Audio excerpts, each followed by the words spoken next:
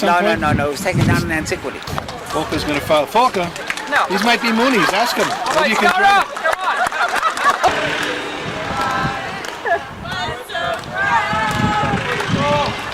On the right hand, the one on the left, blocks of marble with deep grooves in them. You see them? Groove. And just out serious stuff. They started having spectacles and battles, navy battles. So it's noisy. The whole airplane knows, everybody knows everybody. They're screaming, There's somebody in the water there swimming. Yeah. He has a wetsuit on or something. They pack at least 2 extra rows which I don't have to do. So I enjoy flying. Straight out where the waves are, you can see him paddling. I used to fly. I think it's 7:30. How about shop? Shops, you can't shop there. We're going to the flea market in Jaffa. We'll mess around there, shop. So Jaffa is the old port, right? Jaffa's the old city, period. City. Tel Aviv is only a suburb of Jaffa. Except because the Jaffa is, I mean, the daughter has long since swallowed up the mother. That is to say, Tel Aviv is now the big city. Jaffa is a small city. We've had great food. Some of these places. Yeah. What is that, a beach club on the right? Yeah, there are a lot of little things like that, and some very good food. In the summer, they play music and dancing. Here we're already, guys, we're already in sort of a no man's land, because here Jaffa was Arabic. Jaffa was Arab in 1940, and Tel Aviv was Jewish. And this whole area between the two is now starting urban renewal, and they put up a couple of big buildings. Was the original choice to stay, which is a much. It looks like wood. Look, guys, the hotel here is fancier than the hotel we're in. No, took off from Jaffa. What kind of stone is there? There's all the core car. All this is this core car that we saw at Caesarea. There's no kind of stone, Turned yellow. which is a sandstone. Well, no, that's just plastic. So what you got to know before we get started? Yeah, The cold, it's in the nose. it's in the nose. It's in the nose. Well, you get a virus. The virus gets in the nose and in the eyes. Yeah. Okay? And that's where it's all at. That's where the action's at. You know? They're coming like this, they're coming like that, they're going up like this, whatever. The viruses are coming all at you, right? Right, the shit, they're falling. Anyway. So, what you got to do? You get that in the nose. They're coming in this way, you know. The nose is the center. Shit, you got the ears coming, you know, the stuff coming from the ear down into the throat down into the stomach, nose up into the ear. It's all connected to the nose. This is the center. Shit, it's the center of the head. No matter which way you're going. You want to go from one ear to the other. You go with the middle ear. You go down the eustachian tube, up into the nasopharynx, up the other eustachian tube into the other ear. The ears are connected through the nose. All the action's in the nose. Now, for breakfast, it doesn't matter. Don't worry about it. Don't worry about I don't want to hear about it. That's not what matters. It's the nose. Now, you get a virus, gets into the nose, and it multiplies, okay? How does it get from my nose to your nose? You know. Comes out through the stuff. Well, it goes through the fertile The stuff that comes out your nose. Okay? Now, here's the key that you need to know. You need to remember this. Okay? I don't care if you forget everything else. Doesn't matter what you forget. You got to remember this. What comes out your nose, what comes out your eyes, gets on your hands. Okay? That's where the virus is, on your hands. Can it live on your hands? It can live on your hands. For how long? And it gets from one person to the other person through what's on your hands. We'll shake on that. So, yeah, right. So you rub. Now the thing is, studies were done that showed within an hour, people touch their eyes and their nose several times. They counted it, you know, like a dozen times or something like that. People are touching their eyes and their nose. So if you've got a cold, the virus gets on your hands.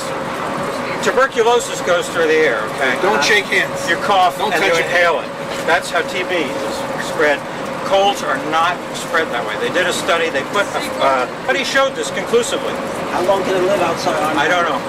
It gets on your hand and it gets, I see a patient And they say goodbye, we'll see you, shake the hand. I have to wash my hands again before I go to the next patient. Yad Mordechai, he's looking at Yad Mordechai there.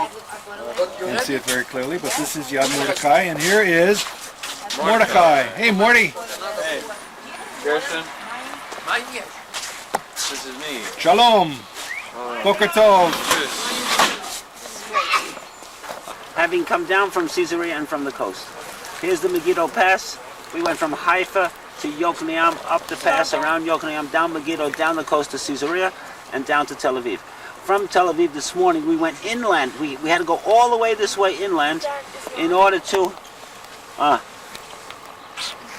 we had to go all the way inland in order to avoid the sands. We came down past Ashdod, we came down past Ashkelon, and here we are at Yad Mordechai, just on the border of the Gaza Strip. Where's the Gaza Strip? The Gaza Strip is a strip of land which was annexed by Egypt in 1948 because this was, at the end of the war, this is the territory that they held. That's the Gaza Strip, there's the West Bank. Yad Mordechai, the Egyptian army came up through here exactly like Thutmose III. And Yad Mordechai came up and stopped the Egyptian army for 6 days. In other words, what happened was that the Egyptian army came up to attack in 1948, just like Thutmose III had done. Out of Gaza, they came up to attack, and we held them for 6 days at Yad Mordechai. Another branch of the Egyptian army went across to Beersheba, and up we were fighting the Egyptians on the southern end of Jerusalem. The Jordanians came through here, the Iraqis came through there, the Syrians came down there, and the Lebanese came down there. That was 1948. Now I suggest, since this group is going up, I suggest we go with them, and we'll both get the same. This is 55 people. What you'll hear, they're going to play you a record, and you'll see what looks like the battle there. It's very scary. The scary statistic is that you have 150 people here, but you had 55 rifles. And you're going to see a lot of the old rifles up there. There wasn't even a gun for everyone. Mordechai, leader of the Warsaw Ghetto Uprising. The first settlers of the kibbutz were from the Hut. The border extended from the sea, along the dunes to kibbutz Erez in the east. If we continue to follow the road, we can see the village Beit Hanun, and to the west, the town of Gaza. The border crossed the road before Beit Hanun.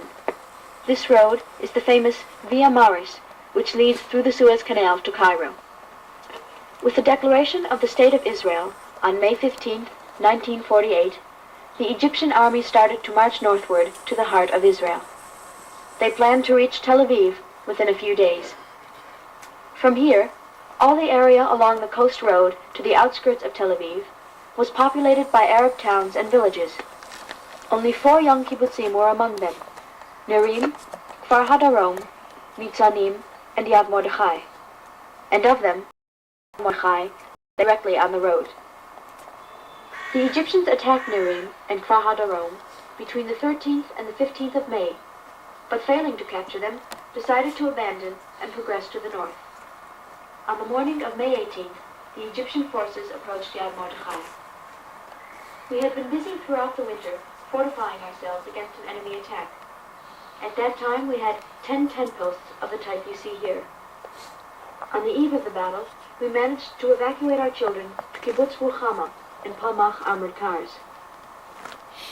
Kibbutz manpower consisted of 130 members, men and women, and 20 members of the Palmach.